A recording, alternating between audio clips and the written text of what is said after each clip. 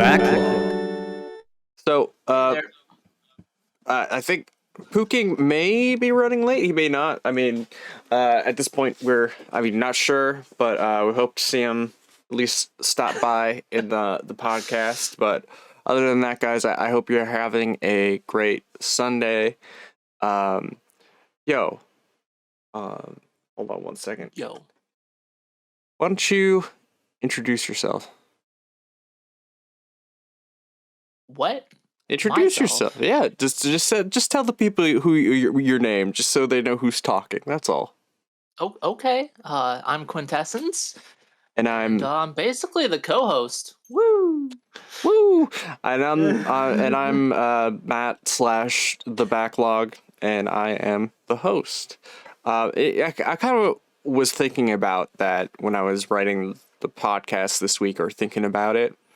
Was that a lot of other news sites, or not news sites, a lot of other podcasts start off by like doing like an introduction of some kind. That makes sense. Yeah. And like I just wanted to make that a point so that, people know who's who. Because it's not always two of us. Usually it's, three of us. So it gets like a lot more confusing that way. That's fair. At least we all have distinct voices. That is true. Yeah, I've also I've also watched other podcasts where people did have distinct voices, but yet other people were frequently confused with each other. So, interesting. I think the Super Best Friend cast was one of them, where like their fans would tell them that like two of them sounded similar, though to me they did not sound alike at all. I've barely ever heard them, but they sound quite distinct to me. But whatever, I guess. It was Each their own, It was actually like a frequent complaint. Breezels McCheezels just resubbed for 10 months. No. Hey Breezels, what's up, man? Well, okay, you pick a toy. Hey Breezels, what up? Vlog. Sorry about that. I forgot to turn off the notification alarm. Because usually, whenever the recording does come out, it'll have the subscriber notification or the follow notification.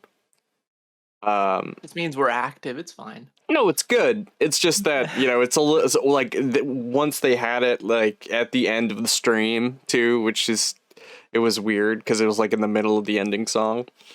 But Breezels, thank you for the tier 1, man. Much appreciated. I hope you're having a good Sunday. I saw that you were streaming earlier, playing some Mario. I wound up falling asleep in the middle of your stream, because I have not slept that much lately. I've been doing these like 2-hour power naps, or maybe it's an hour power nap. I don't know. And just waking up and being productive and then going back to sleep. Yeah, have you ever had that happen to you before? No. No? Never. Bobcat made me play the hard levels without my glasses and without your glasses on, and it was fun. What levels? What worlds? Is that like the Star World or Star Road or whatever? But yeah, the special world, yeah. But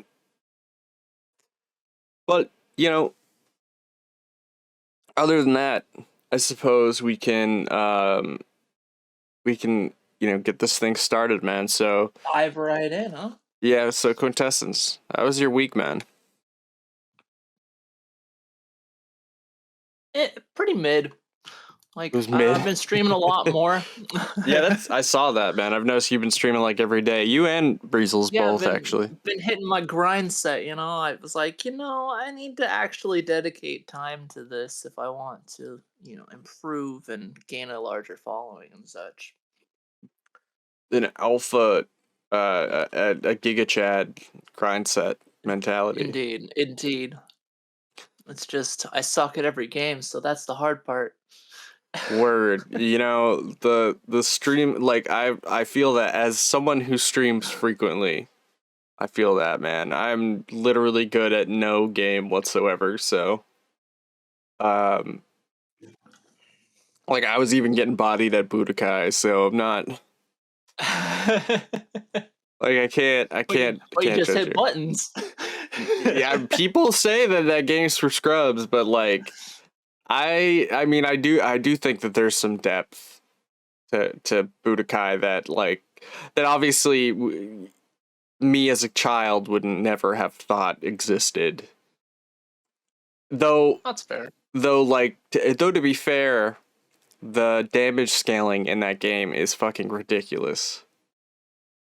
To the point where you do enough damage and it's pointless to waste meter on someone. I don't know if you've ever seen that in a video game before. I think Injustice had that same problem. Really? You alright? I barely played any Injustice. No. So I can't really relate to that. Basically it just turns into you jabbing them whenever you're doing a super, just to like eke out just a little bit more damage. Just squeeze a little more out.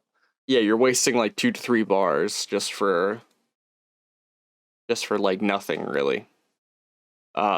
Whereas like I think realistically the way you would do that's in that scenario, instead of trying to go for a large, combo, you would go for a reset just to try to actually, extend your damage by quite a bit. I'm sure I'm sure that if there was cross-ups or highs and lows or overheads, It sounds kind of like MK10.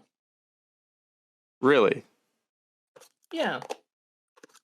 Are there mixed a lot of jabs in for MK10 to like eke out damage. No, I'm not saying that they were actually using jabs. I'm saying that it's the equivalent. Like doing a super is like the equivalent to doing a jab in damage because of damage scaling. Ouch. Man, I love it when I'm, that the dog just chimes in too. It's cool. I mean, sometimes it has important things to say. It does. Like bored. Not right now, but I think he's someday. Just he's going on a political rant, so I'm sorry guys in advance. We try to keep politics out of this podcast. Yeah, especially dog politics. Quintessence, it sounds like you're eating over there, man. What? I would never. What are you eating? What are you eating, dude? Yeah, I had a late lunch. I mean, I just needed something fast, so I just popped a Devour that I bought the other day in the microwave. Yeah, it worked out. It worked out. I am done now, though. All right. So, I mean, it's cool, man. We all got to eat. I'm starving right now. I have like protein bars right in front of me. I've thought about eating them. Gorging yourself on them. Yeah, yeah, dude. Bars. That's why I bought them. I bought them just in case I got hungry. Cause, so they're not serving their purpose. True. Well, especially during a podcast. Yeah. Do you know anything about nutrition? No, not a whole lot. No, not really. So, something that people will do to lose weight is they eat a high protein diet. And the reason for that is protein actually keeps you full for a long period of time. A longer period of time than, like, let's say I ate a bunch of crackers. So crackers will do nothing. Yeah, it's just carbs. So it'll make you thirsty also. Right.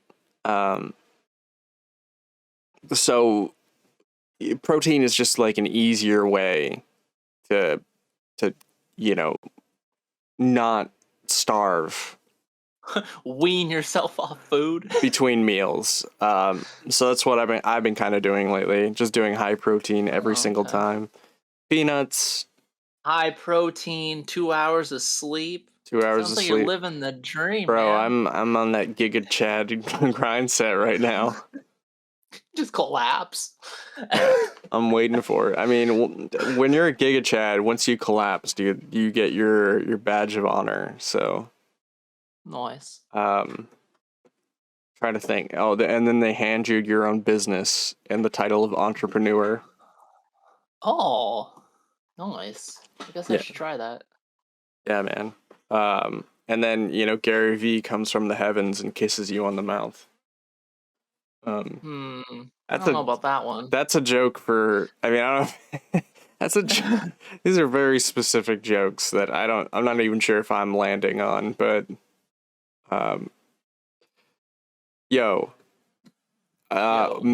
Backlog. How was your week? Yeah, I was about to ask, but It's all good. All good. So, where the hell was it? I like made some notes on my protein week. bars. Yeah, no. 2-hour naps. We're good. We're good.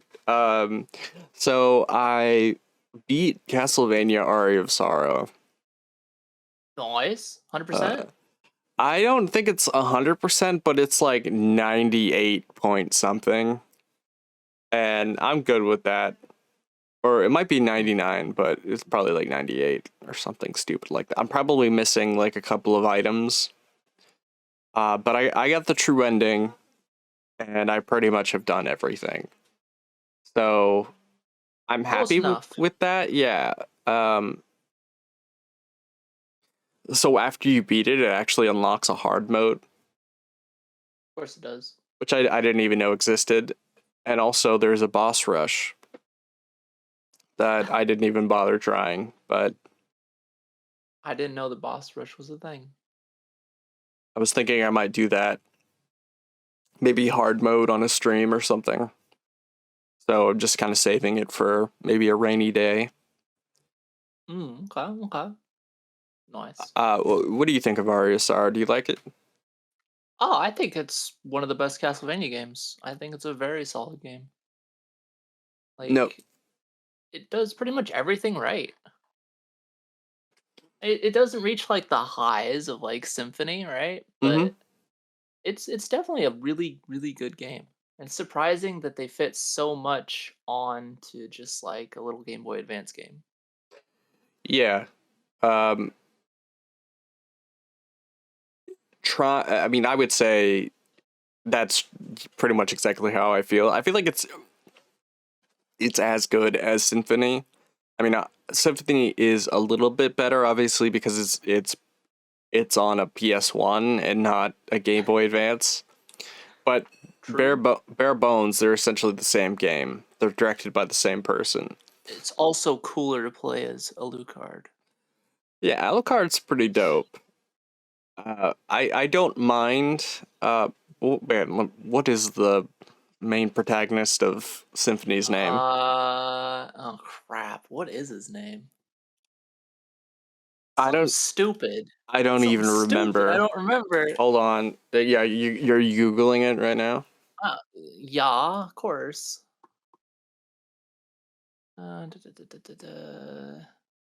Soma Cruz. Soma Cruz. Yep. There we go. He's a stupid name, but it's fine. So that's the other thing that's kind of strange about that game. Well, it's not strange, but largely they love mixing like ethnic names together. So like they'll have like Yoko Belnades, and there's no Graham Belmonts. Jones. Yeah, Graham Jones. I mean, like ethnic names like Graham Jones. Yeah, of course. I can't remember. It's very Japanese. It's very Japanese with the naming. Yeah, I just don't understand. My problem Which was an odd choice, I feel, because every other Castlevania, I think of them like more like Americanized names or like European names. Right. And Aria of Sorrow is just like, nah, we go in full Japanese. Oh, okay. And then we'll have some like weird ones sprinkled in, like what's the military guy? Hammer. Hammer. Yeah, Yeah. Hammer. Hammer is his name. Like, I don't know, it's weird. Great Game though. Great game. I believe that it actually takes place in the future. I don't know if it was like in 2023 or 2030 or something. It takes place in what is it? Oh no, look it up. 2035. 2035, yeah. 2035, yeah. So that game actually has the like successor. You just got like isekai. You're talking about Soma got isekai? Yeah, basically. He's like, I'm just walking up to the shrine. Doopa doopa doop. Yep. Oh, guess I'm at the castle now. Okie dokie. He takes it very well. He does. He just accepts kind of whatever happens. And it's a little Yep. strange, but I suppose you find out later why that is. And I don't want to spoil it for anybody. This 20-year-old game. But I mean, it's a 20-year-old game worth playing. It is, yeah, I would say that 100%. So Dawn of Sorrow is pretty good too. Someone was saying that's actually better than Aria. We'll have to agree to disagree. Fair enough. I've never played it, so that's the only reason why I don't know. Oh, yeah, it takes like place directly after, pretty much. So there's like a teeny tiny time skip, and then boom, straight in. So there's Yoko Bonades, which is like obviously in Trevor Belmont and is it Sophia Bonades? From the Netflix like TV show. Man, I don't. It's fine. Remember. Either way, there is someone from the Belmont family, but then there's also a Belnades. So are they cousins? They don't actually ever interact, which is strange. They're at the same place. Trying to stop the resurrection of Dracula. But again, they never interact with each other. It seems like a strange kind of missed plot point, but it's whatever. See, like, the weirdest part there is like Sypha and Trevor get married, right? So they do, yeah. She would lose to Belnada's last name, in theory. Right. Unless she retained it and passed it on. On down. Well, she was also, I mean, wasn't she part of a group of people that were essentially martyrs from their families? And something like that. Her grandfather was like the leader or like a higher up in the speakers. Right. Okay. Yeah. I don't think she had any like brothers or anything like that. Or at least the Netflix show didn't mention any. Right. Okay. So she's sort of essentially their family somehow. However that works. They're related. I don't think that they're like brother. Obviously, I don't think they're brother and sister, but they're probably cousins or distant cousins. The Belmont. I can't remember his name. I don't think his actual last name is Belmont. It's strange. Castlevania's been avoiding, and I noticed this with the past 2 Game Boy Advance games. They avoid using the last name Belmont for some reason. But I guess it makes sense. There is a timeline. Mm-hmm. I mean, there's one Belmont in Aria of Sorrow. There's one character who is from the Belmont time, like family. I don't think his last name is Belmont though. No, it is. What's the name? Julius Belmont. Julius Belmont. Okay, so he is a Belmont then. Yeah. He's the one who killed the guy who kills Dracula. Spoiler in alert, Jay is Julius. Oh my god. Got him. I don't even... that happened so long ago, I don't even remember them abbreviating his first name. They abbreviated his first name because he didn't know his first name. Right, he had amnesia for some reason. He had amnesia, yes. And he doesn't remember who he is until like the very end of the game. Yup. I really enjoyed Aryasara. I think it was a good game. I played You have it. to kick the shit out of him, and then he's like, "Oh right, I'm a Belmont." Actually, I think it's like before that exact moment that he realizes who he is, and then he tries to fight you. I think, was that how it went? I don't know. Yeah, It's been a long that time. That was how. I mean, I remember it when I beat it like 2 days ago. So That's fair. I mean, I again, remember that he doesn't like go try hard on you. he Like, doesn't. "Ooh, He yeah, doesn't. nice duel. That's part of the plot. Is that he says that he doesn't go hard on you. Yeah. Which is stupid, but it's fine. It's just kind of a dumb detail. But anyway, Look him up. Aryasara's for a Game Boy Advance game is a 10 out of 10, and we're going to be talking about other Game Boy Advance games later on, and I mean, obviously that's going to be, I'm going to give it a proper rating. And then to continue on the Castlevania front, I started actually playing Circle of the Moon. Oh, okay. I don't know if you've ever played Circle of the Moon. I have not played Circle of the Moon. It's more like original Castlevania, but with a mix of kind of aria. I think it's the first Game Boy Advance Castlevania game. It's very different. It's very different. You play as a Belmont, as a main character. Actually, you don't play as a Belmont. You play as basically, demon hunting whip man. Demon Hunting Whipman. Let's see. Where is... Oh, you play as Nathan Graves. Yes. I don't know what his relation to Belmonts are, or it sounded like he was a part of the family that helped banish Dracula, but...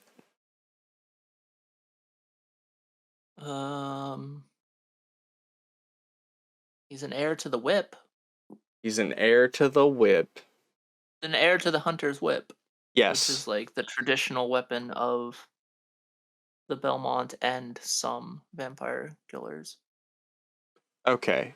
Yeah,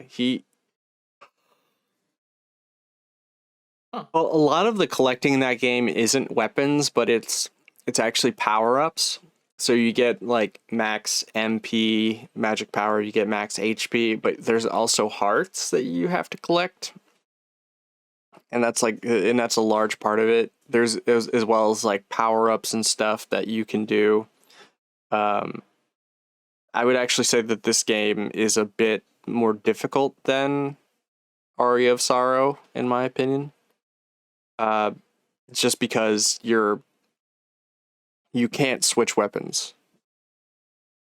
You're annoying. Yeah, but that's more classic Castlevania. Actually, well, I take that back. You Very can't limited weapons. You can switch weapons, but it's through a card system where you have to mix and match cards to kind of get new or different abilities. Like with one card, you'll get like a set of swords, right? So you start, there's a flame sword, and then you switch over to a different card, and then it becomes like a rose whip sword, essentially. And they all have different attributes. And then there's one that changes your weapon into a hammer that takes a year to kind of to land, and it's horrible. It doesn't do shit for damage. It's not part of any actual Castlevania timeline. Oh, it's not actually like canon? That's what it's saying on the wiki. Right. Either way, I'm about halfway through the game, about 5 hours deep, and I like it. It's not bad. I definitely prefer Aria, and I think it's One of the best. yeah, I think it's better. I mean, I think it's kind of funny though because the main character of Circle of the Moon is, you could say, arguably stronger than Soma, even at his most powerful. Really? Yeah, because nuts. and that's only because if you take the jobber, like, everyday villains from, that pop up during Circle of the Moon, the main character just defeats them a lot easier than like Soma does when he's kind of starting out a lot of times. I don't know. Wild. Yeah, I kind of feel like he's a stronger. I mean, he has the hunter's whip, so I don't know. I just think there's something about that, but I've said this, and I feel like I had some good reasons, but just the way he beats up everyday jobbers, but that may not be like a good indicator. Fucking Jabbas. Other than that, Circle of Moons so far has been pretty interesting, and I've enjoyed it. I started playing Budokai 1 again on stream, which yes, I've been talking a lot about that lately with, I think, with everyone. Maybe, I don't know, maybe at least with you. Yeah. And you know what? It's still fun. It still holds up. I actually think it's a good game. I know people prefer Budokai 3, but if you have a chance to play Budokai 1, it's a good game. It's very difficult. It's more difficult than I gave it credit for. A lot of people think that game's like for scrubs, but I think a lot of people would be challenged by it. More so than they would like to admit. But who cares what people think? Yeah. Suck. Budokai 1 is a good game, really fun. I'm going to be trying to 100% that. I mean, maybe, I don't know. Just gaining all those items might just can't decide. Slow me in my tracks depending on how much of a grind it is just to get everything. I know it's going to be a long time, but still. It's going to be a grind fest. The Dragon Ball grind is awful. Yeah, just to get all the Dragon Balls and stuff. I don't remember how to actually get Dragon Balls in Budokai 1. It's been that long. I think it was more tedious, if I remember correctly. I think you have you have to use the gacha system? It's all random drops from World Tournament? Fuck. Okay. Yeah, the gacha system. Yeah, the gacha system. God damn it. Yeah, I don't know what I'm gonna do then. I might have to quit. I'm at least gonna go through and beat the side quests, and then I'm gonna see where we're at after that. Let's see. Did you watch Moon Knight episode 4? I haven't watched it yet. 4? 5, you mean? Is it episode 5? It's 5. Yeah, okay, I'm sorry, my bad. I haven't seen 5 yet, no. No, it's strange, right? Like, everybody's kind of been flipping out about it, actually. Like, saying it's really, really good. Well, I hope so, because, man, I just haven't been really feeling the last couple. Right, I just re-listened to the last podcast while I was at work, and so I kind of, it's funny you mentioned it, and I was like, oh yeah, no, yeah, you said that recently, but you didn't. You said that last week, and but I just listened to you talk about it. Yeah, I think listening to the podcast every week has kind of helped.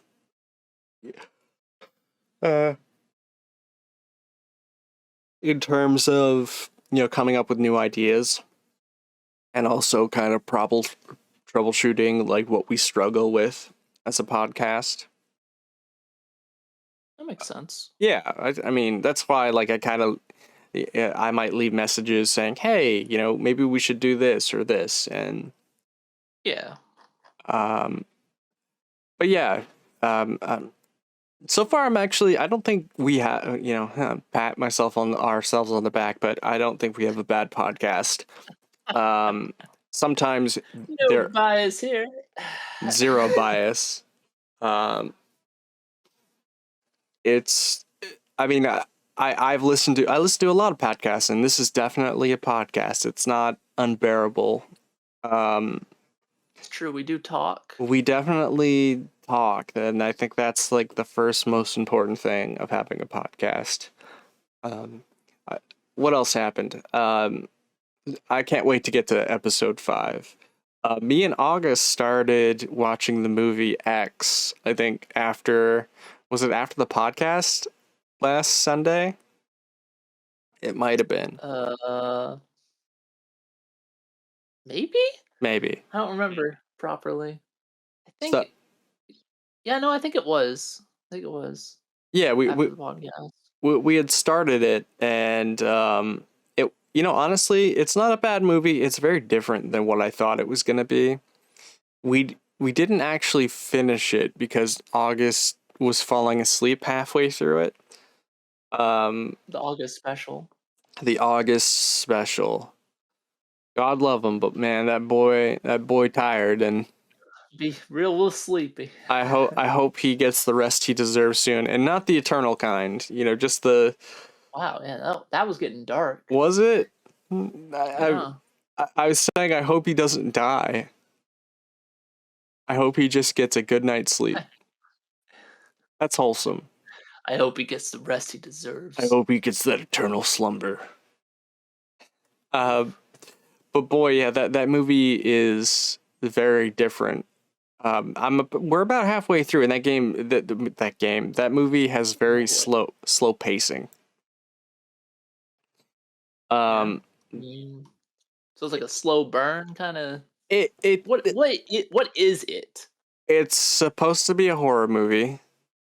Oh, but a slow burn horror movie. Yes, where the plot is these people, this I don't want to say porn company, but these people trying to film a porno. Okay, rent a cabin in, I don't know, East Bumfuck, Texas. Oh my because God, of course. All the marks, huh? Yep, it really does, and I'll explain why it subverts them. It takes you to Texas, and they rent a thing to record a porno for whatever reason. I don't know why they couldn't just go to somebody's house, but it's whatever. And essentially they rent it from this old couple. I don't know. Should I spoil like what I've seen so far?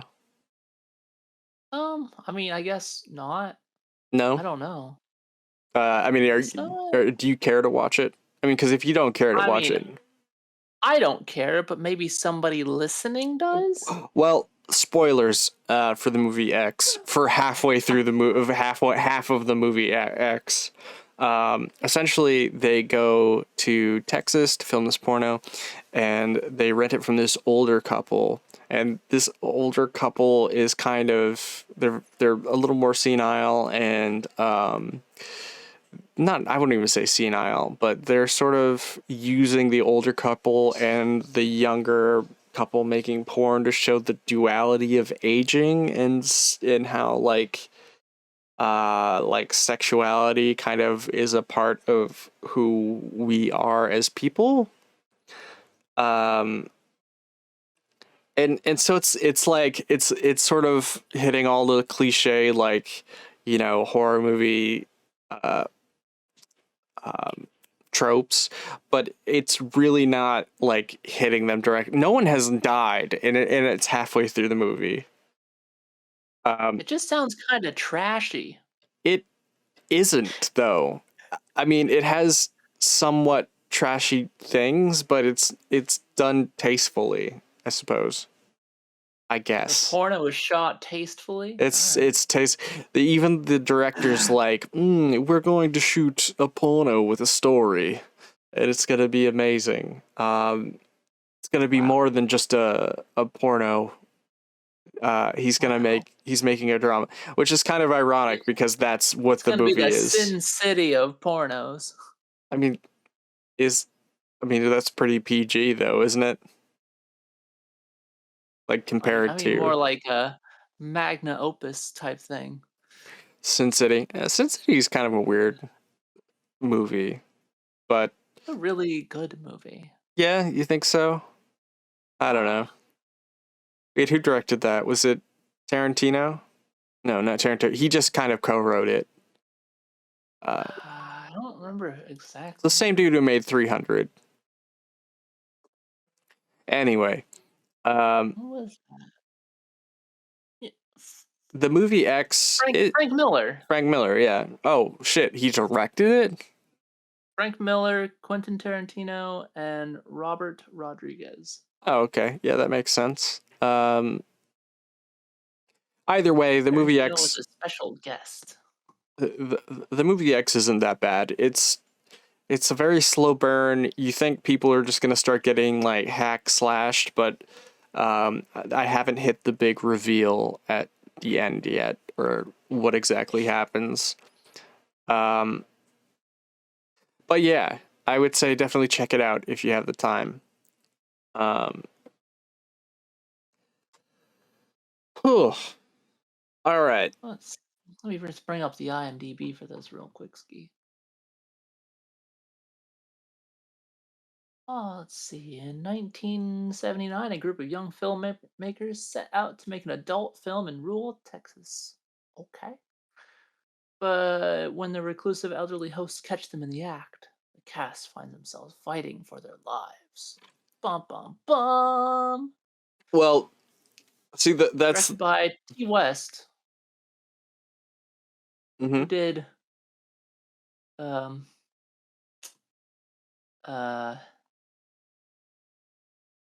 X. who did the movie X. He hasn't really done anything notable. Well, kind of strange when that happens. Yeah. Okay, so I was looking at the. Did you want to move into current events then? I suppose. I mean, sure. It doesn't appear that our guest is coming, so Right. off we go. Off we go. Let's see. So, I don't know if you had a chance to read any of these, but Sony is seeking a senior director to lead its PC planning and strategy. Let's Yeah. see. So that seems like pretty exciting news. Mm-hmm. Honestly, it most likely means they want to bring more PlayStation games to PC, possibly faster. And I'm all for it. I'd love to see more PlayStation games on PC. Yeah. Bloodborne PC when? Yeah, right. Exactly. I would say that this could be really great for, obviously all of us PC players. I'm excited to see what happens. Even though I think that Sony at first is going to kind of just eke them out, every, 4 to 5 years whenever the next sequel's coming out. So they're going to be like, here you go, PC players. Now you can wait. Have a little nibble. You have a little nibble. Even though we could release this on PC, we're not gonna. Yeah, whole ass mood. But I think that might change if they're actually looking to grow like the PC side of things. Mm-hmm. And they're literally looking for someone who is like good with like store strategies. Yeah. Right? And like actually getting things through and getting things done. Yeah, So yeah. in theory, they're looking for a faster turnover time than say 5 years. That definitely how it sounds. It seems like they're kind of doing they're trying to copy Microsoft with the Game Pass. Because Yeah, that's for sort of sure. the only leg up that Microsoft really has, other than, now that they own Bethesda. Is it Bethesda or Blizzard? Uh, Whatever them both. Western RPGs are. Xbox both. owns them now, or Microsoft owns them now. I think Microsoft owns both. Right. I think that's true. Yeah. So essentially, you're only gonna see like Skyrim, whatever the next Elder Scrolls game is. It's gonna be on PC and Xbox, but not PS4, which is a huge. That was a huge PS5. Yeah. Which is a huge acquisition on their part. They really did a great job doing that to be competitive with PlayStation. That's true. Really flipped that shit on its head, because the whole last generation they've just been fucking up. I mean, not fucking up hard, but I mean, they just kind of get screwed by exclusives. Like PlayStation had all of the exclusives, pretty much. yeah. I mean, There's even always the meme, right? It's like, oh man, Xbox has Halo, and so anyways, Halo. PlayStation has. Yeah, right. I don't know. Xbox just kind of lagging behind in the exclusives, and so by picking up other little things, they're really setting themselves up to push forward and actually, I feel, compete again properly. Yeah, that's.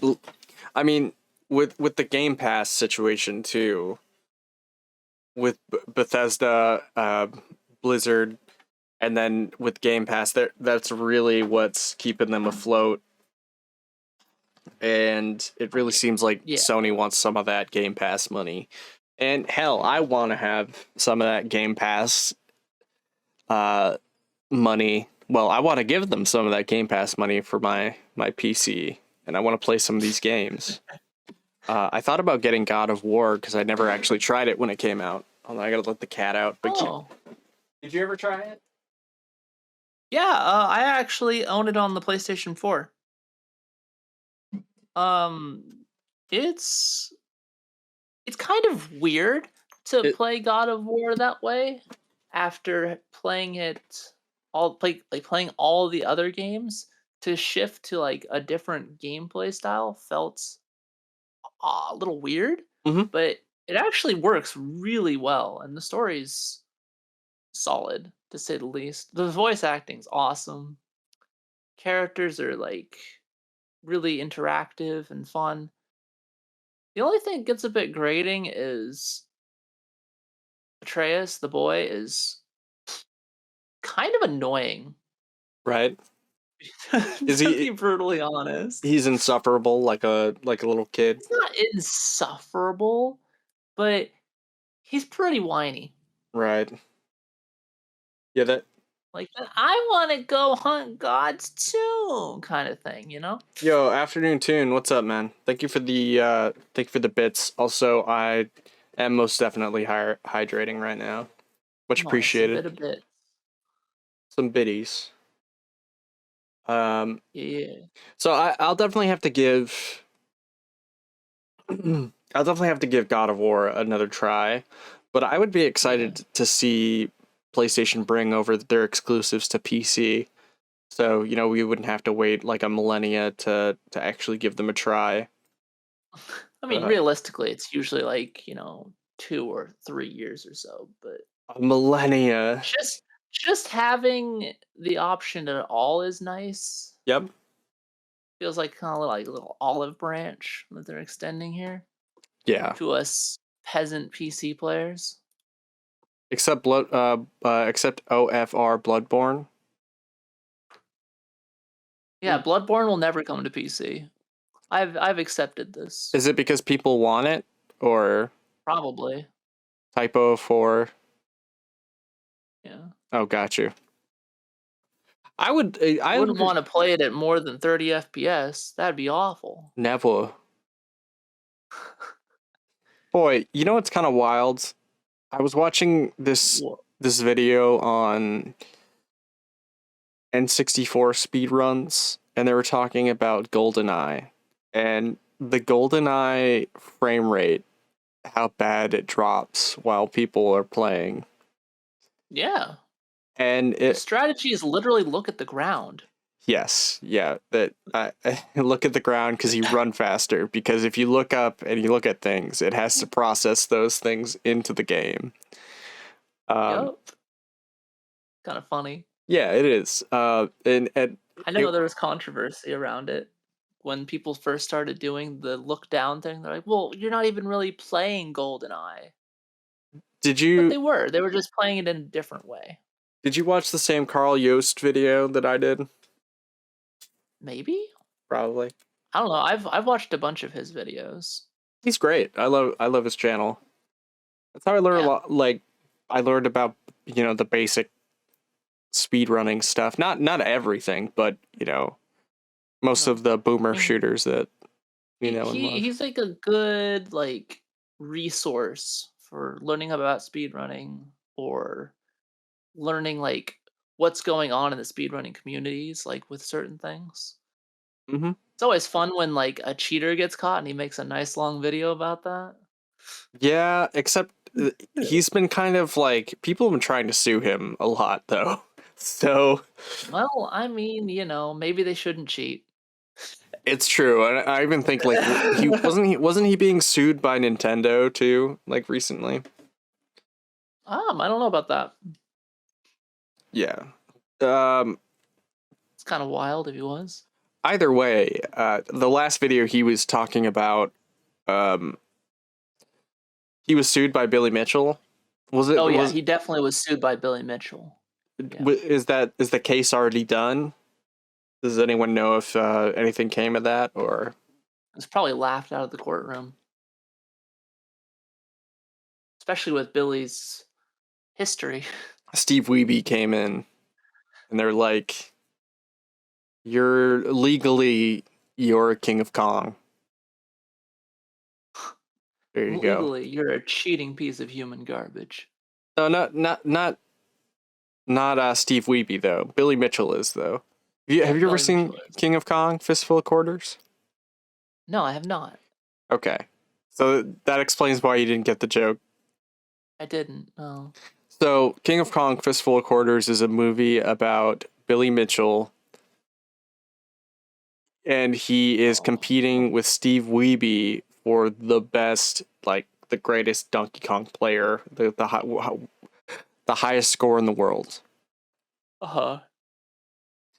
So, essentially, there's a point where Billy Mitchell claps back at Steve Wiebe, and there's no footage of him physically playing the game.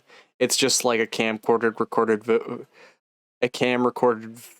video of him beating Steve Wiebe's score.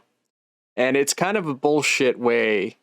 Wow, what a shock. Yeah, and people were kind of accusing him of cheating, and the whole movie you see Steve Wiebe on an actual arcade cabinet playing the game, practicing, but they never actually have a face-off against each other. There's just this tension of how great, essentially the movie becomes how great Billy Mitchell is in life.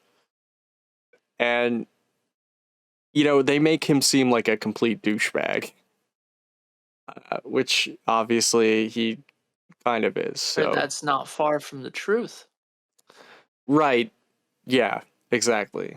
Hope he doesn't sue us. Hopefully he doesn't sue us. Yes, he's sue us and Breezels McCheezels for being in the stream chat while we said this. True.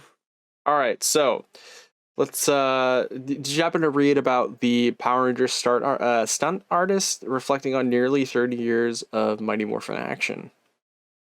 I did.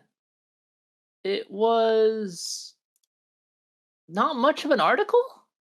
Honestly, I boy, kind of it is a really small article, yeah. I expected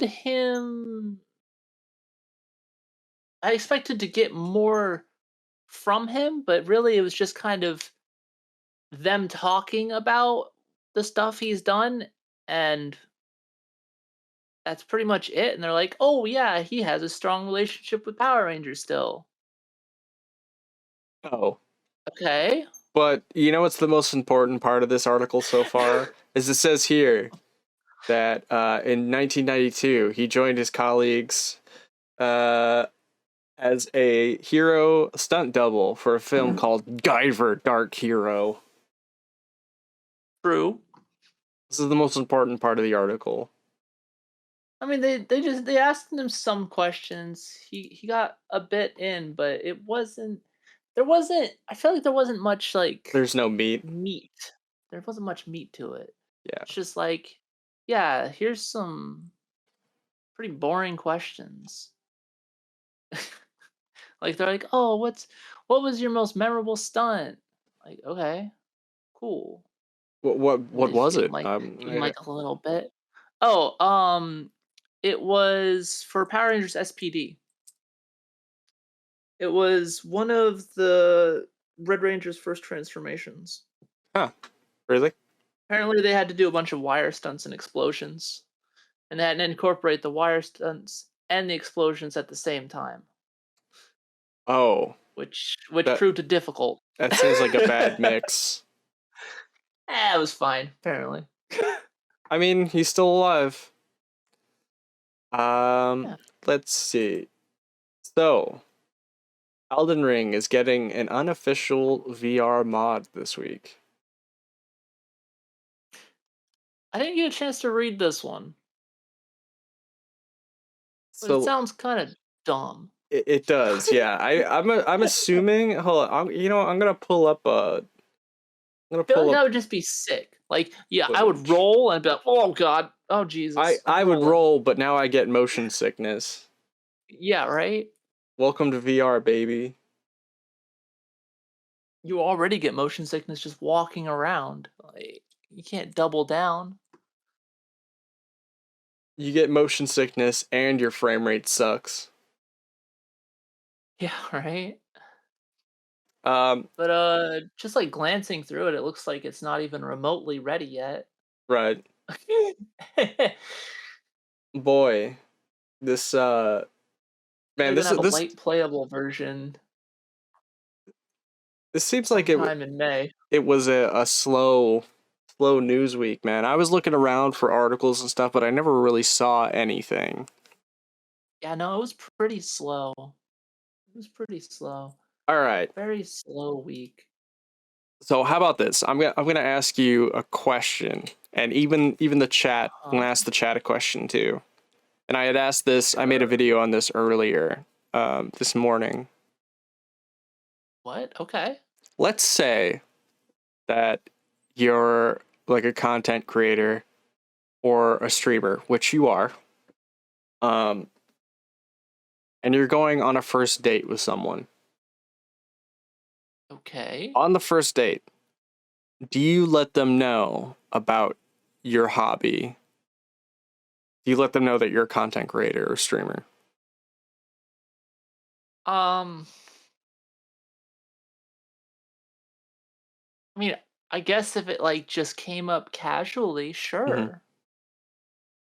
Otherwise, I don't really see it as like a huge point to bring up, right? Well, let's say, especially in my case, right? It's like a case-to-case basis. Yeah. Let's say you're like me though, and say it's your main source of income. Let's say it's like a step down from that. Let's say you're not quite making like it's not a main source of income, but you're making a lot of content on the regular. Like I think it'd be a decent talking point. She was like, so what do you do? And you're like, oh, well, I work this job, and Mm-hmm. also in my spare time, I create content on YouTube and stream on Twitch. Yeah, but you see how like that could be a turnoff, though. I mean, it could, but Yeah. if that's a turnoff, then I don't see much hope in general. Sure. I mean, just from my personal perspective and the way I think about this is like people around our age or in their, 30s, they tend to think like, well, are you successful now at this age? No. Well, I don't know, man. I don't know if I I mean, can. they're on the same app. You're not wrong. But you have to understand. Obviously, they're not doing great either. Whoa! I mean, there's nothing. Okay, so there's nothing wrong with being on a dating app. I don't think that is where the issue lies. I think where the issue comes from is what you find important in a partner. And sometimes something like, being obsessive about something that may never actually happen it feels like a gamble to someone in a relationship where you're looking for security. Yeah, but who says it has to be like viewed as obsessive, right? Like it's just something you do in your spare time. You're still holding down a job. You're still doing other things. Did I use the word obsessive? Yeah. I did. Okay. My bad. Probably not the best word to use. But basically people who essentially maybe you make music even in your spare time. It's like your passion. You want to be a musician. But it's not really happening in you're in your 30s or 40s. You never know.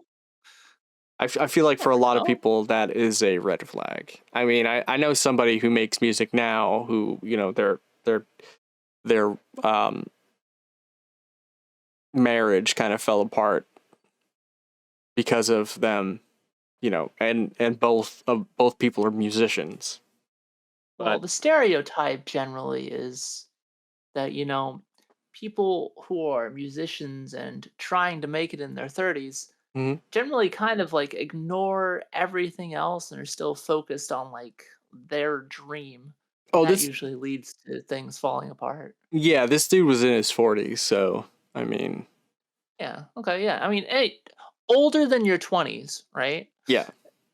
It's sort of like unacceptable to dream past your 20s. I just want you to know that if you're having a dream or you have any aspirations other than working a job that you hate, you might as well just kill yourself, I guess. So. Whoa! Hey, that was bleak. Look, we're both doomers here. We should understand how this works. Yeah, but that was a little too gloom. It was a little too doom? And doom. Shit. Too doom and gloom. My bad. How can I bring it back? I don't think you can. Is it over? Is it all over? Yeah. Okay. That's it. That's it. You're canceled. We're dead. Yeah. Well, either way. Oh, we had a good run. It was a good run. This is a great 17 episodes, guys. I really appreciate all of you. Anyway, I don't know. I guess you can see my point though. It's like, it's a specific talking point in, where you're at in your age and what you're doing as a hobby. I don't ever think that there's anything wrong with it, but it's sort of like it might be a common red flag between, people of the opposite sex, whoever they are. But maybe if those people have that red flag, then they really aren't the people for you. Yeah. But that's how I view it. If they're gonna trash on you for just like having your side hustle, I guess, in this case. Yep. Then they're not really worth your time. Yeah, I always think it's weird personally when people don't have a side hustle or a hobby that they do in their spare time. Yeah, right. What do you do? Just sit there and look at the wall? Well, I mean, they probably just watch episodes of Law and Order. Not that there's anything yeah. wrong with that, but One of my friends does that. She just sits around and watches Law and Order. I'm like, huh. I mean, it's a good show, but it's, I mean, personally, I can't watch it all the time because it's too depressing. But, Fair. yeah, I've always had something like skill based going on, you know, whether that's like video games or, you know, something to work on. Yeah. I have no idea if, are you the same or? I mean, I generally like to have something to focus on / like entertain me that isn't just watching a TV show. Right. Like, sure, watching TV shows is fine in Yeah. moderation for me, but I struggle to really hard binge things. Hard binge. Yeah, because I like burn out on shows. Yeah, like I couldn't sit down and I don't know what's that show? I think it's called, is it New Girl? Like something like that. Like I couldn't sit down. That is one of them. I couldn't sit down in like a week and binge that entire show. I would kind of start not wanting to watch it. That's why I like movies, is because it's like a self-contained story, and you move on, you know. Usually. Or you just get teased and then there isn't another movie. What's your biggest like oh damn, that needed a sequel that never got one? Biggest aw damn that needed a sequel. I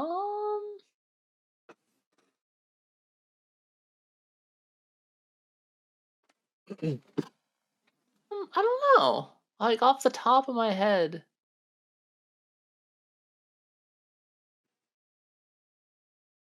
It's kind of a tough question, actually.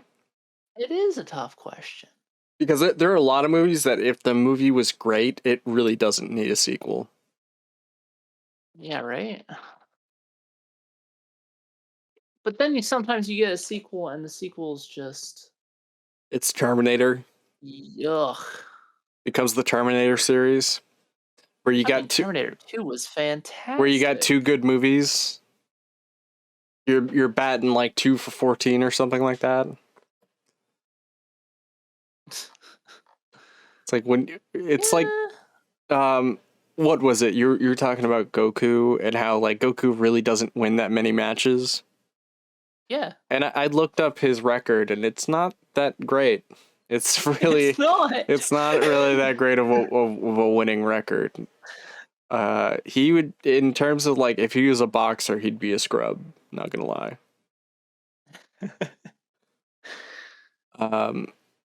But yeah, hard question because at this point everything got a sequel. Yeah, I guess that's true. Like anything that is like somewhat like, oh, this can make money is getting a sequel. I feel like I have a hard time answering this question too.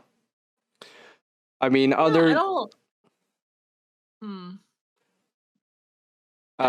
can't really think of like just off the top of my head. Yeah. Yeah, but actually, you know, kind of a big same for me. Like a movie I'd love to have a sequel of, but doesn't really need a sequel is I would love to have like a Kung Fu Hustle sequel. I mean, isn't that kind of technically, well, I mean, it's part of a trilogy, right? Kung Fu Hustle? Yeah. No. Yeah, it was like the same director who made Shaolin Soccer, right? Oh, I mean, sure, it's the same director, but that doesn't mean it's part like the same universe or anything, right? Oh, there is a sequel. One. It does have a Kung Fu Hustle has Kung Fu Hustle 2. That's been in development hell for years. Wait, what? Is it? Let me look this up. Hustle 2. I guess you're right. Yeah, that thing's been in development hell like It says 2 years after Kung Fu Hustle came out. March They're like, oh, 1. we're having Kung Fu Hustle too. Where? I'm still waiting. It says here on IGN. I'm taking IGN's word. Oh, nice. It says is April 29th. Kung Fu Hustle 2 has been talked over for decades, but it's Seems legit. finally It's confirmed. The original, the sequel will have an array of new characters, but there's a possibility that Chow, I'm assuming Robin Chow, maybe, will reprise his character as Sing as Stephen Chow. Stephen Chow? Stephen Chow, yes. There's currently no information when Kung Fu Hustle 2 will be released. Yeah, But when it finally does, the film will surely be a box office hit, considering how long fans have been waiting. I'm sure it freaking will.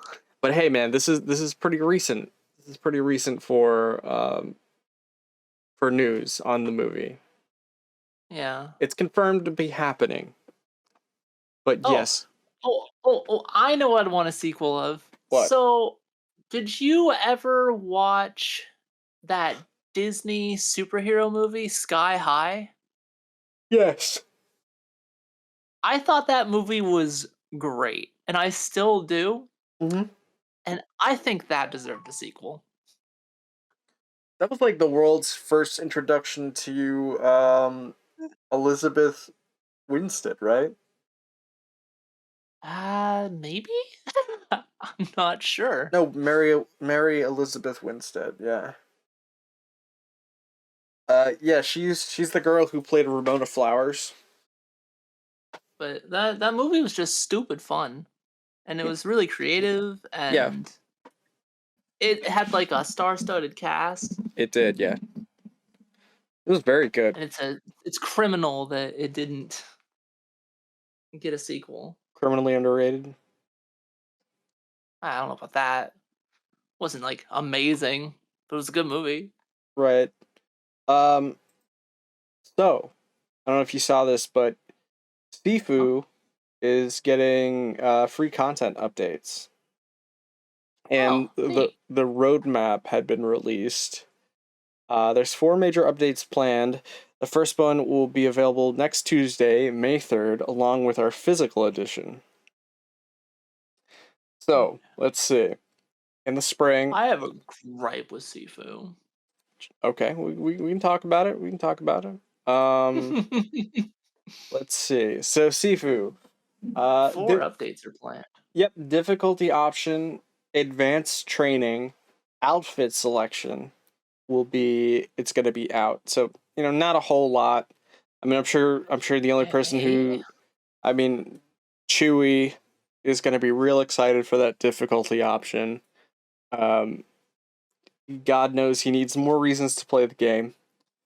Advanced in the summer, they're going to release advanced scoring and gameplay modifiers, which is let's see. I wish I could read this, but it won't let me zoom in onto a picture. Hold on. What are you looking for? Summer? Yeah, I can't. I gotta zoom in on it because I can't quite read it. But here we go. It says no pendants, one heart. Oh, 1 health point. 1 health point, no guard, stronger enemies, golden staff, all skills unlocked, bullet time. They're gonna add bullet time. Yeah, I guess. In the fall, they're adding a replay editor, new modifiers, and new outfits. And then the last release is going to be a new game mode. They're going to add an arena mode, so there's going to be versus in the game, or at least if not versus, then like some kind of horde mode probably. And then also new rush. Yeah, it could be. Thing. Yeah, could be. They also add new modifiers and new outfits as well. So yeah, I mean, not really a heavy. I mean, these are all kind of bare bones, really. Yeah, I mean, it's pretty cool at least that these are free, and it's nice, but maybe I'd like to see like a DLC added area or something like that. But maybe they're saving that for the sequel. Maybe, or they just didn't want to announce it along with the free things, and because it might make people think that you have to, buy the free things. Yeah, probably. But 4 free updates, that's pretty cool. And hey, maybe I'll stop by and check out some of these things soon. It'd be cool to verse Chewie if there is a versus arena mode. God knows I can't imagine that would play very well. Well, I mean, these are the same people who made Absolver, so if they learn from their mistakes, See, at its core, Sifu is more basic than Absolver. Is it? I mean, yeah. Maybe to gain skills, it is. Yeah. Essentially, it's the same game, though. Bare bones. Sort of. Like, it is and it isn't the same game. Like, you have way more options in Absolver. Right. For example, I'm not saying Absolver is a better game or anything, but there's more going on in Absolver than Sifu. Like, my big gripe with Sifu was how few like finishing animations and stuff like that there was. It got kind of repetitive. Just like, oh yeah, now I do the same finisher again with the stick. Well, if you change your move set, or if you progress the move sets, it does change things quite a bit over time. So it does make the game more interesting and compelling to play as you go, in my personal opinion. That's fair. Yeah. Let's see. It just ended up being not really for me. Yeah, no, I loved it though. In my opinion, it's a must play. It's probably up there on like one of my games of the year. Did you see? I was really hyped for it, and then I played it, and I was like, it's all right. And then didn't you get like kind of, you get bitten by the like, didn't you bootleg it or something? You got it on the high seas? I mean, yeah, I found it on the high seas. Okay, all right, cool. All right. Did you see that Devil May Cry 5? Games. Devil May Cry 5 sells over 5 million. Let's see. I did see how. What do you think about Devil May Cry 5? Do you like it? I haven't had the chance to play it yet. Really? Actually. Really. Everything I've seen of it looks really fun. Yeah. And I love like old Dante. Old Dante looks fantastic. DMC5's great, actually. I think it's really a breath of fresh air for the Devil May Cry series, especially with the last. It had a lot more options than previous ones. Yeah, options, playable characters. V isn't the coolest, but honestly, V is like an homage, Breezels, to past Devil May Cry games, which doesn't make it good though. I think he is like an acquired. I mean, his style is, obviously I don't think his style is the best, but I think his play style is fine. I kind of like it. I think he's the most interesting out of all the characters, just because he's so different. That's just my opinion. But I can see why you might think that he sucks. Breezels. But more Dante, please. Yeah, give me more Dante or versions of Dante. But yeah, man, I'm glad to see that Devil May Cry 5 is doing so well, and I think we're definitely going to be getting a Devil May Cry 6, and I can't wait when that happens. Very likely, especially if it's, jumped up to 5 million sales. Um, That means it's still actively selling. yes, yeah, well, I mean... Well. Yep. Yeah. Well, they did such a good job on it. Even though I'm still actually, by the way, I'm still kind of pissed about the Devil May Cry 5 Special Edition bullshit. That they I had read pulled. all about that. Yeah, it's so stupid. I mean, I bought the game twice. I bought it on PS4 and PC, so... Yeah, but you don't have a PS5, right? I do not have a PS5, no. Aw, no special edition for you. No special edition, unfortunately. I think that's just a shitty choice. PC could have at least handled it. Like maybe PS4 couldn't have handled it, but PC could have. For sure, I do Just agree with that. Crapcom being Crapcom. I love them to death, but man, they make some shitty decisions. Yes, they definitely do. They're one of my favorite companies of all time, but yeah, they make a lot of bad decisions. Yu-Gi-Oh! Master Duel surpasses 30 million downloads worldwide. Is this a mobile game? No, it's not. It's got to be the... Huh? Yeah, no, this is the mobile game / game on like Steam. It's both. You can play it either way, and also on consoles. It's on like everything. Oh, it's on everything? Yeah, it's on like everything. Wasn't this the game that wound up ruling my my friends, like what my friends are playing page for a while? Probably. This thing came out and just like exploded. Mm-hmm. Everyone was hopping on it to give it a try. And from what I read, it had like a fairly generous like system for getting cards. Like a card drop rate?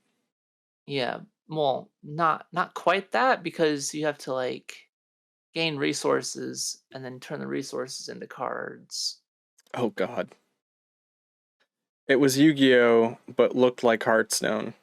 It was like a much better version of Duel Links. Like Duel Links made weird decisions, like having 4,000 hit points. Is that the mobile mobile app? It only had like... That's another mobile. Well, that one's on most things as well. Didn't it also only have... It has a bunch of really weird rules, like 4,000 life points. Yes. You can't do proper like summons. They tried to integrate all kinds of different like rule sets, Mm-hmm. and it ended up just being a fucking cluster. Yeah, like Rizal said, you're limited to 3 monster zones. Yeah. Things just didn't make much sense in Duel Links. It was just a super watered down version of the game, and oftentimes you would just die in one turn, like super easily. Just wow. Like you'd end your turn and then you die. Like, oh, that was fun game.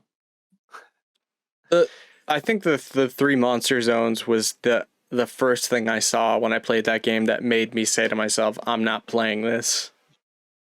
It was the 4,000 life for me.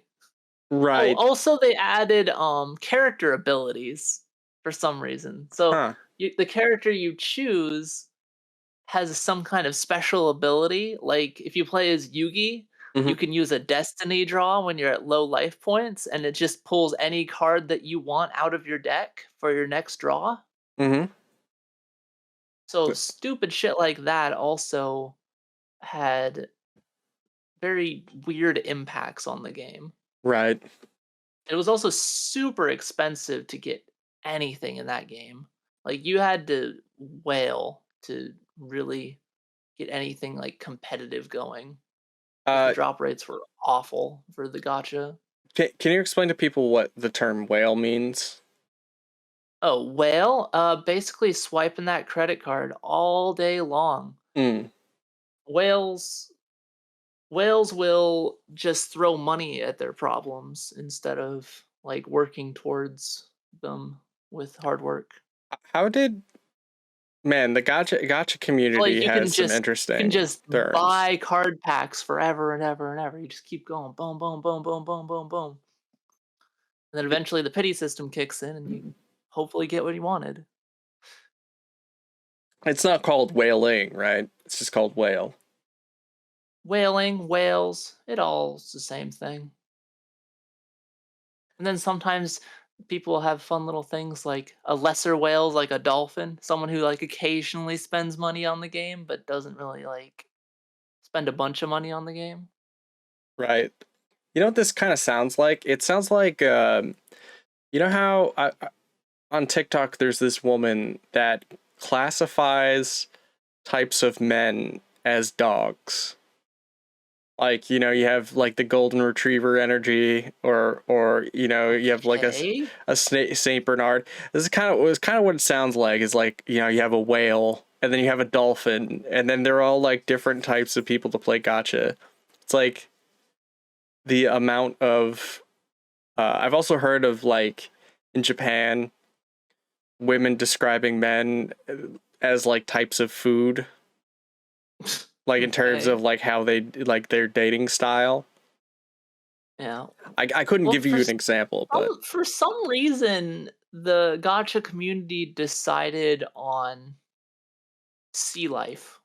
Like, I don't know why, you don't know why. because like the highest like category of like spender is a leviathan, and a leviathan is someone who will literally put like thousands of dollars into the game per month.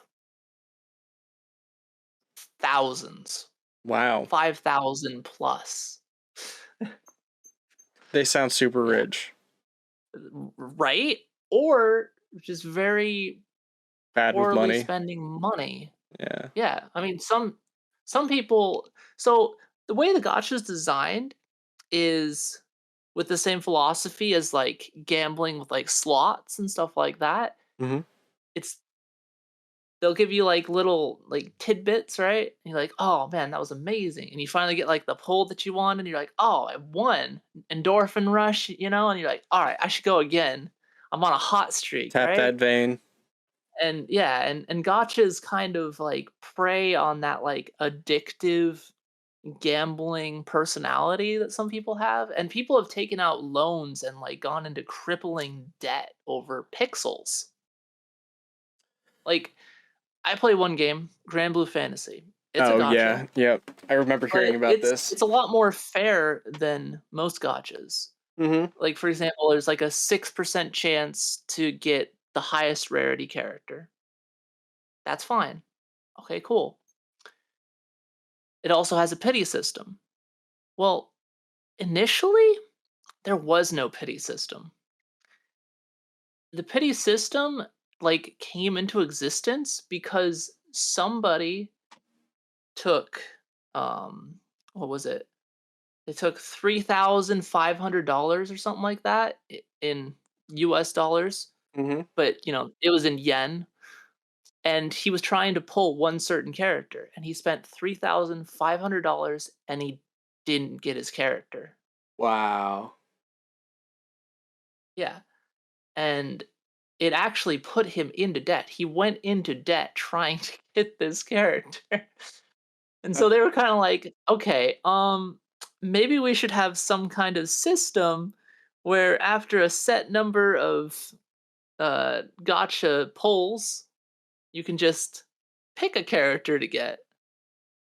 And so now they have that system, and most other games have also incorporated that system, along with prominently like displaying like the rates in the games now, Mm-hmm. because Japan and a bunch of other places set like strict like laws on gambling, and gotchas literally fall under gambling laws. Oh, for sure. Like that's how like predatory they are. I mean, without a doubt, there are a lot of like if there's any like loot boxes have been obviously for the past couple of Yeah, like Grand 5 Blue's years. way more fair than Genshin Breezels. Like in Grand Blue, you really only need like one of a character. You never really need duplicates, for example. And like when things are on rate up, there's like a 6% chance for them to be pulled. Wow. Yeah, I'm so glad that I don't play gacha. Yeah, but I mean, they just in Grand Blue they just keep throwing free shit at you. Like they're like, all right, here's like 3,000 crystals, and that gives you like 10 free pulls, for example. Right. Or they'll like have little like celebratory events, like they just had the 31 million player celebration, and every day during the celebration they gave us 10 free pulls on the gacha. So like that's just like an example of how it's a more fair gacha because they just keep throwing a bunch of free shit at you to like kind of lessen the desire for you to wail. Right. I thought I saw a story of a man who didn't he like sell his car? I think that was for Genshin Impact. It was for Genshin. I think that was for Genshin Impact. I know there's like horrible stories about Genshin Impact. Oh boy. Yeah. And it only made people want to spend more money. I mean, I opened up the store for Genshin Impact and I was like, oh, nope, this game isn't for me because I saw the rates and I saw how Right. much they were each pull and I was like, no, this isn't going to work. Ain't gonna happen. Ain't gonna happen, man. So, did you happen to see that Final Fantasy 16 is in the final stages of development? Really? Mm-hmm. The final? Like, we're almost done with the game? Yep. Final Fantasy 16 director Naoki Yoshida announced in an interview for UNIQLO magazine that the game is in the final stages or finale of development. According to Yoshida, the game aims to unify the story and gameplay experiences. What's that? I think Uniqlo, maybe? Yeah, I mean, I don't like to guess, but yeah, probably. With an individual focus rather than the multiplayer approach of Final Fantasy XIV, he also hopes to bring enthusiasm to people who grew up into adults and drifted away from Final Fantasy. So either way, I think this is great. PS5 exclusive. It's a PS5. Fuck it. God damn it. Fucking A. Why are we still doing this? It's 2022, man. I don't want to buy a PS5. That's the point. It's 2022. You've had years to buy the PlayStation 5. Yes, Why haven't you? Look, I just want you to know, I don't think PS5s exist. I've never seen one. I see them all the time. I know I you just don't buy them. Personally, I know you say that, but I think you're a part of the conspiracy of people that say they've seen one. I've never seen you seen one. I just gaslight you about it. Yeah, I think that's really all like everyone's doing. Is like, I have a PS5. I'm like, really? Do you really? I don't think you do. I don't have one because I wouldn't play anything on it. I think you just duct tape two PS4s together. That'd be a PS8. Oh, shit. A PS4 and a PS1. There we go. Yeah. What about a PS3 and a PS2? That works too. I mean, you could really... I feel like that'd be a better combination. Because the PlayStation 2 could also play the PlayStation 1 games. That is true. Or you could just get a backwards compatible PS3 and then... You see, then that just wouldn't make any sense. Yeah, then you'd have to have like the backwards compatible PS3 and like 2 PlayStation 1s. Yes, that too. But then things just aren't making sense anymore. Exactly. So with 16, I'm glad that they're doing it this way, opposed to, I think what they did with 15, where they announced it in like 2010 or 2012 or something like that, and we had to wait like 8 years for the actual Final Fantasy to come out. Mm-hmm. I don't know if you remember that. I think it's weird that they're citing things about Final Fantasy 14. Well, they're saying like they don't. Yeah, it is kind of strange that they're like, well, we don't want to focus on the multiplayer of Final Fantasy 14. And I was like, did anyone expect that, or? Yeah, I don't. That really makes me super confused because we had Final Fantasy 15. That wasn't an MMO. There was Right. no multiplayer focus in that. Why would they need to mention that they're having a focus on story and individuals? That's just Final Fantasy. Yeah, that's just Final Fantasy. I don't understand. That's true. I honestly, I mean, no offense to the people who love, the MMO RPGs that are Final Fantasy 11 and 14, but I don't think those are Final Fantasies. They don't need to be numbered. I'm sorry. Oh, They just I think don't they're need. Final Fantasies. No. I just don't think that I they. couldn't really get into them, but whatever. I just don't think that they need to be I think they should be mainline. numbered. What would you call it? Final Fantasy Online and Final Fantasy Online 2? I mean, there you go. Works. It doesn't need to be 14 and 11. That Doesn't roll off the tongue, man. Like a number. Now we're getting into some Final Fantasy Mystic Quest territory. We all know how that went. Remember Final Fantasy 10, and then the very next one's like an MMORPG? What are we doing here? Did you think this wouldn't Wasn't 10 sell? 2 before that? I have no idea. I don't know. Like, people say I should play 10-2, but I don't believe them for some reason. Because that game just looks so 10-2's stupid. class system and combat's really fun. Is it? The story's utter dog shit. Okay.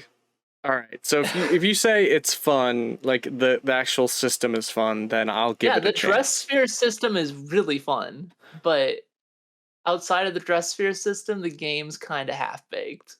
Right. Okay. Yeah, because I'd say it's worth a play if you don't care about the story. What is? I'd say it's worth a play if you don't care about the story. Like if you just, whatever, I'll just have some fun with the combat. Right. As soon as they You'd be fine. brought in the pop idol angle, I was like, what are we doing? Yeah. What are we doing here? Well, it gets dumber than that. Oh wow. Okay. I mean, so the dumber it gets, the more interesting I get. The entire game, they pretty much refer to Tidus as him. So Yuna's like, man, if only we'd be with him. That's so or fucking where did stupid. he go? Yeah. Like it's weird. That is really weird. It's like, okay, everyone knows who you're talking about. Why don't you just say his name? And they don't say his name until quite a bit later. Right. Like some kind of surprise reveal kind of thing. It's like, hey, this is who we were talking about. No way. Whoa. Yeah, 10-2 is worth playing for the combat and the dress sphere. For sure. Okay, so I will definitely check that out at some point. I mean, I still have quite a bit of games to go through with all of my Budokaiing right now. Yeah, all the Budokais. There's a lot of Budokais. Sir, it's a heavy burden. Yeah. Are you going to play all of them? Yeah. Yeah, I'm going to beat 1, 2, 3. Infinite World. Yeah. And then I'll probably go to the Tenkaichi series. Yeah. I always prefer the Tenkaichi. Really? Stuff. Yeah. I'm much more of a booty guy series, so I got modded Persona 3 to play still. Yeah. Tenkaichi 2 was just really fun. It's not like super deep or anything, but it doesn't have to be. You're just like having some stupid fun with a bunch of transformations and shit. Like you're playing as Goku, right?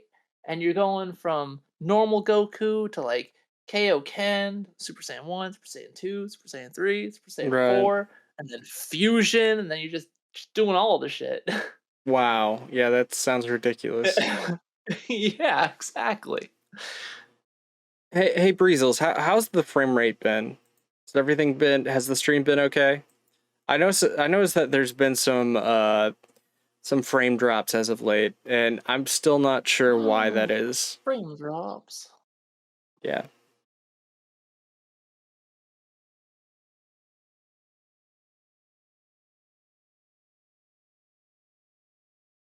I need to upgrade my RAM big time.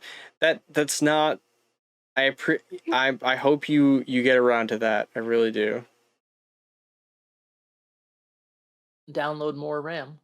Yeah, you just gotta download It's that more easy. RAM. Yep, there you go. Insert meme. Insert meme. I just inserted the meme.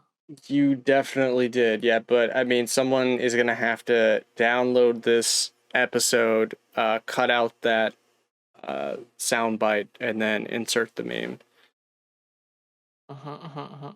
So how about that Super Mario Brothers film Oh. being delayed? It's a tragedy. Yeah, the Chris Pratt movie. Yeah. I mean, I like most of the casting outside of Chris Pratt. Why? He's the perfect Mario. Sure. I mean, I'm okay with it if if it's for the memes, but I mean, no, it's for the movies.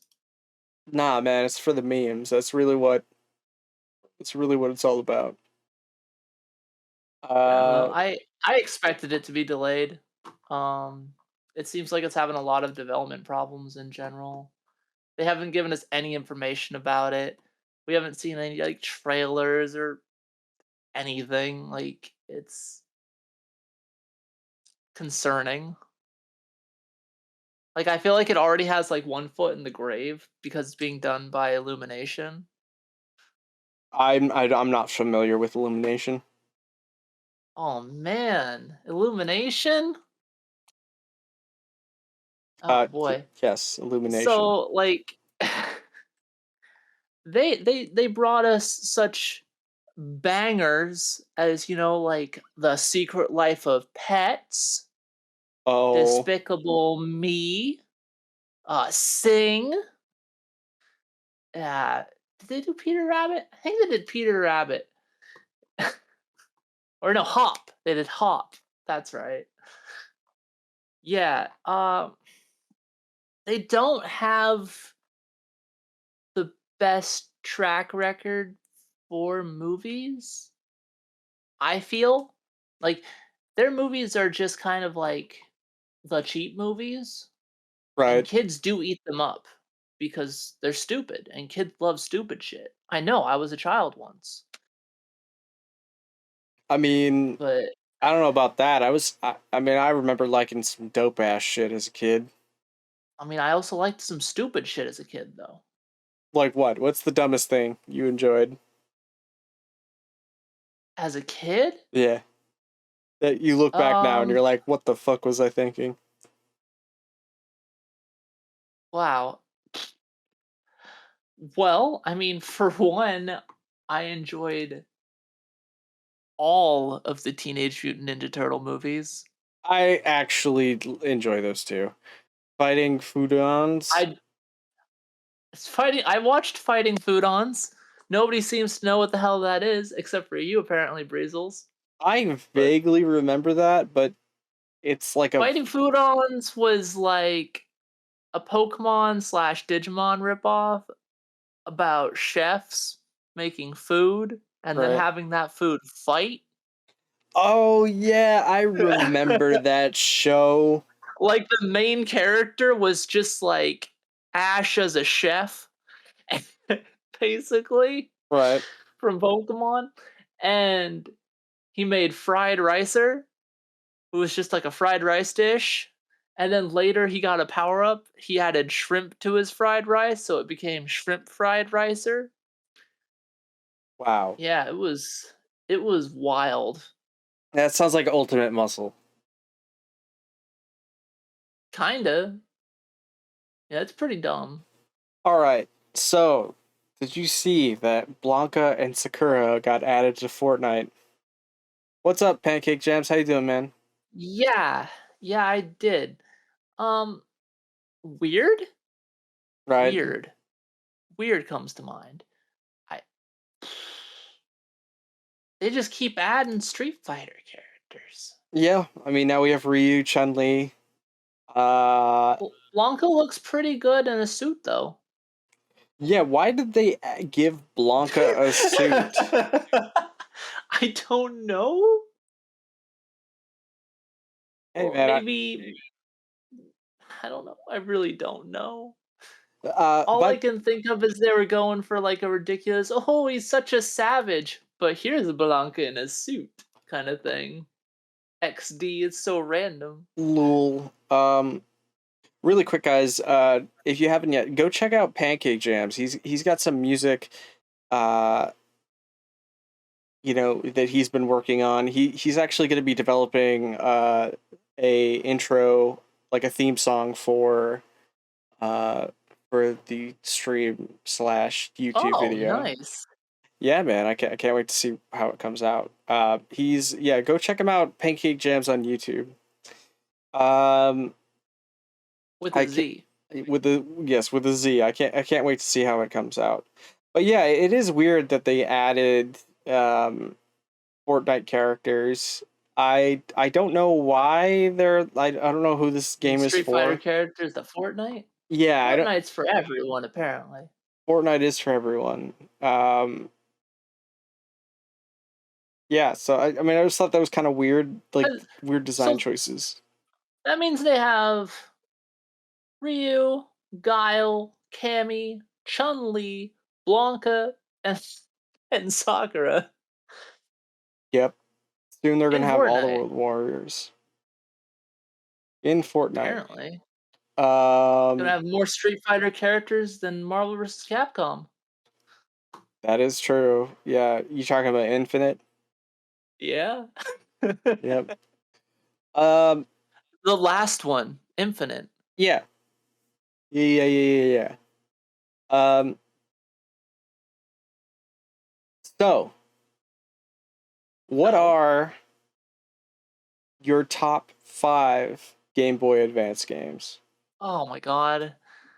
I thought I was gonna be ready, but I just wasn't. Yep.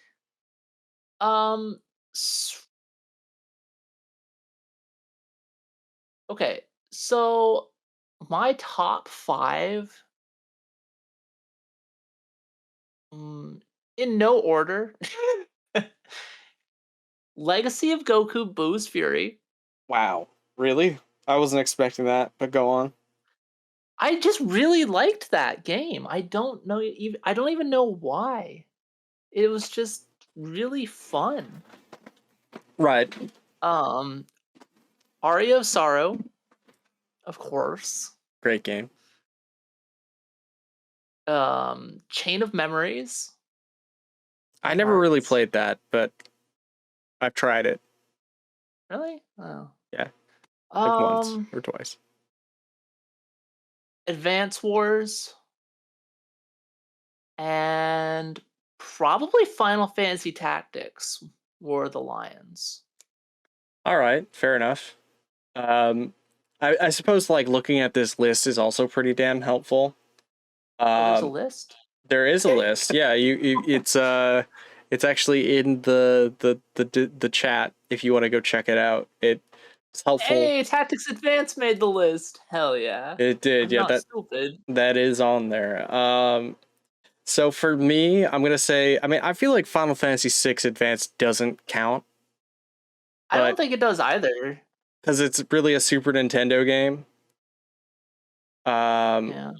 Let's see. Minish Cap? Really? Okay. I've never actually played Minish Cap. Like, I've tried it, like, maybe once. But other than that, it, like, a long-ass time ago. Yeah. I did like Golden Sun, but I also think Golden Sun's overrated. Well, a lot of people say it's, like, the best thing since sliced bread. But yeah, I know. So I just said it's overrated. Shit. I'm gonna go ahead and personally, I'm gonna add Aria Sorrow on there. I feel like that's an easy one. Yeah. What is it? I don't know if it's Metroid Prime Zero Mission or if it's Zero Mission is on there for me. It's just Metroid Zero Mission. Yep. Yeah, it's not part of the Prime series. Nope. Zero Mission. Dang, I can't say Final Fantasy VI. Metroid Fusion was really good too. I could knock out Boo's Fury and put Fusion Mission instead. I mean Fusion, just Fusion Mission. Fusion. I mean it's the fusion of the Zero Mission and the Fusion. That is very true. So what I got? I had Aria. I had Pokemon Ruby or Sapphire. See, I like those games, but I never want to go back and play them again. I literally have zero desire to ever play them again. There's something about Pokemon that burned me the hell out. I didn't really burn out on Pokemon personally. I just feel like there's just been much better games since. Like they weren't bad, they were fine. They tried new things. Most of it worked. Gen 1 Pokemon's wild, yeah. Well, it is wild. Fire Red and Leaf Green fixed a lot of that up by bringing Gen 1, but with like current Pokemon mechanics, which was nice. I don't know, there's really a lot of really good Game Boy Advance games. So it's kind of hard to even pick just 5. Yeah. Right? Because I said my 5 and then I'm like, oh yeah, but this exists also. Oh man, that exists also? Shit, that exists too. Yeah, I'm actually having to go through a list right now because I suppose my top 5 isn't... I'm in a mental list. Yeah. Dang it, I just had a game that I wanted to add to the list. Oh, Superstar Saga. Yeah, Superstar Saga, that's good. Drill Dozer is really fun. I think that should be on my list too. Fun, yeah. Advanced Wars is really good. Someone put Fusions at the top. I can't believe they put Zero Mission over Fusion. Mega Man Zero is great. Yep. But yeah, dang, I need one more. There's too many good GBA games. Too many. There definitely is. I need one more. It's unethical to make a list. It is. See if I can pick one of these. This is a Game Boy Advance list. Pancake Jams. Yeah. I'm gonna go ahead and say Sonic Advance. We'll throw Sonic Advance on there. Advance, okay. Yeah, I enjoy Sonic Advance quite a bit. Yeah, nothing wrong with it. That's my top 5. Also, I wanna start doing for the podcast. I wanna start doing more segments. Basically questions that we can all kind of hypothesize on and think about, and also include the chat, stuff like that. Breezel's definitely Mega Man Zero is on my list for sure. I'm definitely gonna be playing that. Yeah, Mega Man Zero is great. Mega Man Zero is great. Literally just too many good games. I don't know. There are too. Yeah, there really are too many games. And then my list was wrong. I don't see. There's no wrong list. I have more than 5. Yeah, that's way more than 5. I couldn't even include any Harvest Moon games. I'm sad. That's the thing. That's why I picked 5 because it's hard to name 5. I need 20. It's easy. It's easy to name 10. It's easier. Even though I struggled to name 5, but it's good. It's all good. It's because once we took away Final Fantasy VI is counting, that would have been on the list. FF6 Advanced. Yeah, but yeah. Did you happen to look at the anime and karma poll? I don't know if this I did not actually get a chance to look at that. So there's a karma and poll ranking spring 2022. This was kind of a list that August added, so I wasn't sure if it was something that, you would... I don't know. What is this? I don't know. I think it's like ranking Was it just the... Looks like just the popularity of... current anime. For the animes. I don't know if you... Like, I was curious to see if you agreed with this. I mean, it seems like a kind of an arbitrary list, but... Well, quite a few of these didn't even really catch my interest, so it's hard to say. But like, I've watched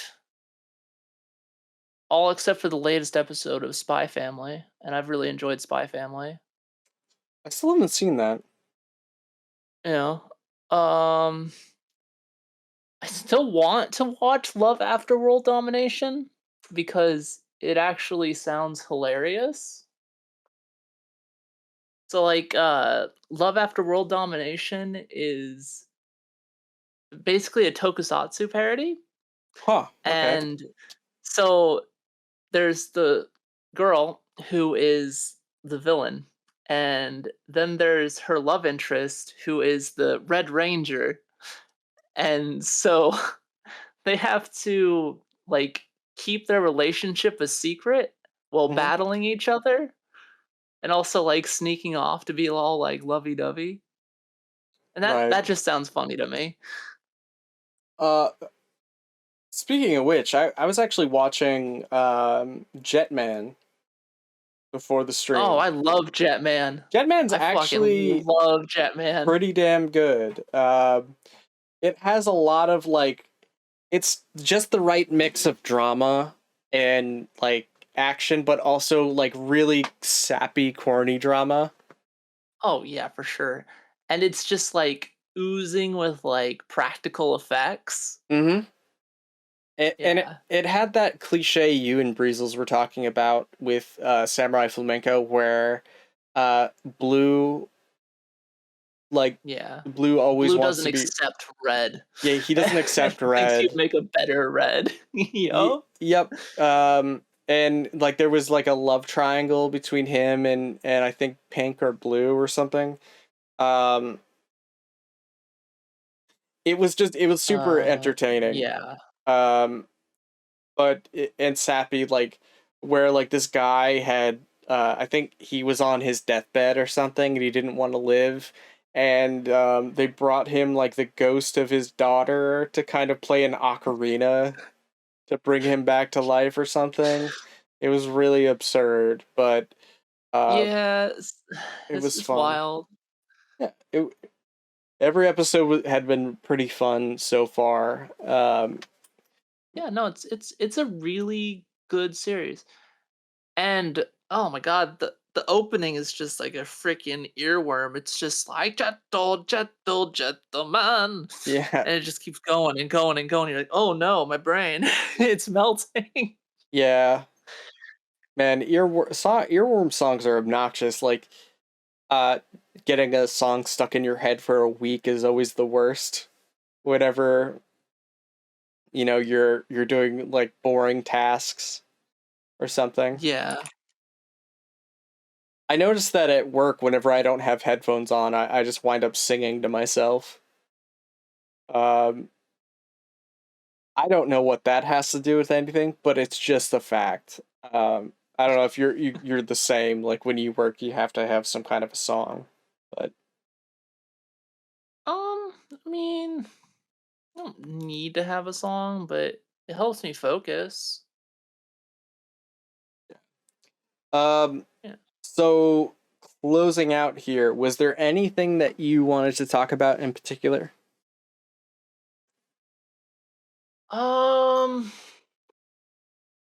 No, not in particular. I guess like all I would want to say is I would just like circle back to the anime thing and just say watch Spy Family. It's fucking amazing and hilarious. Yeah, Spy Family is actually, I just noticed it's ranked #1. So yeah, that a lot of people, well, Quintessence in general has been talking about it. So yeah, I'll sing the praises of it so far. I haven't read the manga or anything, so I don't know how like accurate it is to the manga, but so far it's really good. Yeah. And the little girl Anya is adorable. All right. So with that, Quintessence, where can people find you, man? Oh, you can find me streaming on Twitch at twitch.tv/QuintessenceHD. I stream a lot of League of Legends, Tekken 7, and a bit of variety, such as Elden Ring. All right, and you can find the backlog literally on everything. Well, just about besides Facebook. We're on Twitter, Instagram. We're on, of course, Twitch, as you're here. We're on YouTube, Spotify for the podcast, Anchor, and pretty much anywhere you can find podcasts, you will find us now. And yeah, if you guys are listening to this and you haven't done so on Spotify or anything, really, give us 5 stars. Should help us kind of, find our audience. And we're still And our horizons. Yeah, we're still a very new podcast, even 17 episodes deep, and still trying to find who this is for. But yeah, I'm really glad that we've kind of stuck with this, and the weekly podcast is something that I look forward to. And hey, man, Poo King didn't show up, but shout out to Poo King. If you haven't done so, go check out Poo King's channel, man. Poo King TKN on Twitch. Other than that, guys, I hope you have a good Sunday. Peace out, y'all. Take care. Thanks for listening. Thanks Bye. and watching. Bye bye. Yeah, I guess watching. Bye bye.